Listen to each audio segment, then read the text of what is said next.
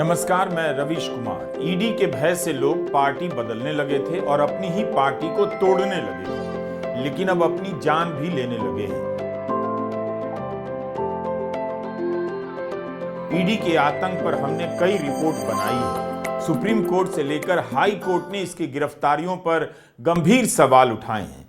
यह सब हम आपको कई साल से बताते आ रहे हैं, लेकिन विपक्ष को मिटाने का यह खेल इस स्तर पर पहुंच गया है कि अब विपक्ष के साधारण नेता भी इसकी नजर में आ गए हैं। उनके पास इतना साहस और संसाधन नहीं होता कि ईडी का सामना कर पाएं। मध्य प्रदेश के मनोज परमार और उनकी पत्नी नेहा परमार को ईडी ने कथित रूप से इतना प्रताड़ित किया कि उन्होंने अपनी जिंदगी खत्म कर ली। क्या आप अब इस तरह के हेडलाइन को भी पचाने की स्थिति में आ गए हैं?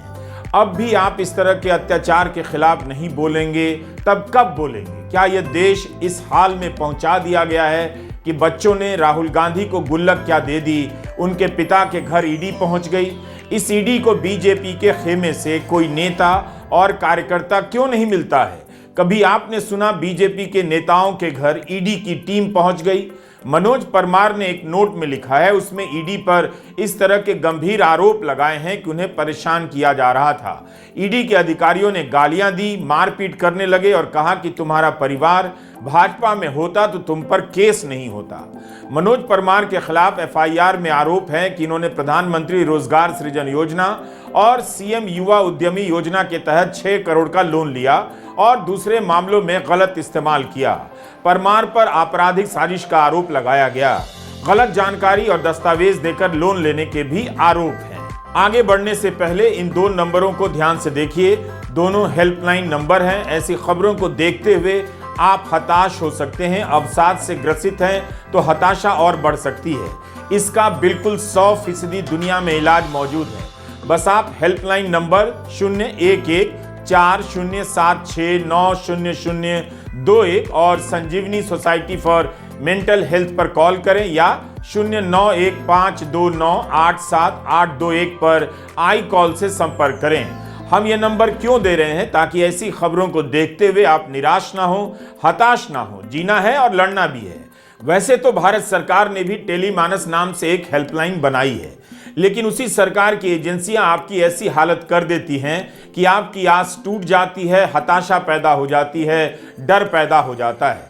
और भारत सरकार आपकी ताली के लिए एक हेल्पलाइन भी बना देती है कि मानसिक परेशानी की स्थिति में संपर्क कर लीजिए। हमारे पास ईडी का पक्ष नहीं है, लेकिन क्या ईडी के अधिकारी किसी को इस हाल में पहुंचा सकते हैं कि उसकी जीने की आस मिट जाए? मध्य प्रदेश कांग्रेस के अध्यक्ष जीतू पटवारी ने परिवार से मुलाकात की। मनोज परमार के बेटे ने भी कई प्रसंग सुनाए। मैसेज क्या है? मैसेज ये है कि जो नरेंद्र मोदी ने इलेक्ट्रॉल बॉन्ड में ईडी के छापे डलाए और इलेक्ट्रॉल बॉन्ड में पैसे लिए, ये एक तरह से सुप्रीम कोर्ट ने एडमिट किया और ईडी की दुरुपयोग का सबसे बड़ा मामला सामने आया।